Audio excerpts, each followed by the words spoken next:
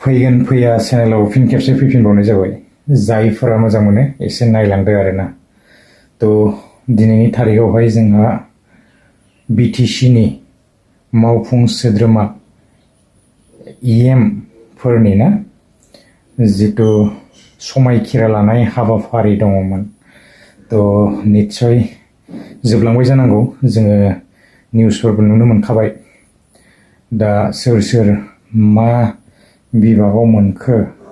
खौहाय तो बयबो मिथिनो मोनजोबखाबाय आरो फोसावखाबाय तो जियानो हक नैबे समाव आङो सुंद' आपडेट्स लानानै फैदों गणेश कसारी साराहाय मा बिभागाव मोनखो तो गावनो खुद सांबादिकफोरनि सिगाङाव बुंलांखाबाय तो आं एसे क्लिप्सखौ होनानै होगोन सरकारा माने जाबायानो आरोना फुरा तो एसे क्लिप्सखौ होलांदिनि आंनि 29 सुक्लाय सेरफां समष्टिनि जायफोर रायजो राजाफोर दिनै बर' हारसा बिभिन्न राभा असमिया बेंगलि गरखा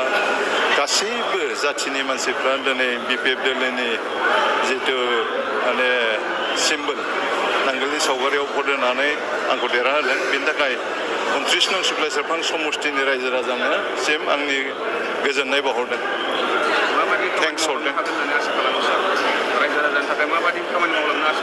आङो दिनै इरिगेसन डिपार्टमेन्ट मोनबाय बे इरिगेसन डिपार्टमेन्टनि गेजेरजों आङो जायफोर जोंनि आबादारिफोरनि आबाद थिलियाव दै जौगानायानो जोंनि इरिगेसन डिपार्टमेन्टनि गुबै थांखि आरो बेखौनो माने जाफुंसार होनो थाखाय आं नाजागोन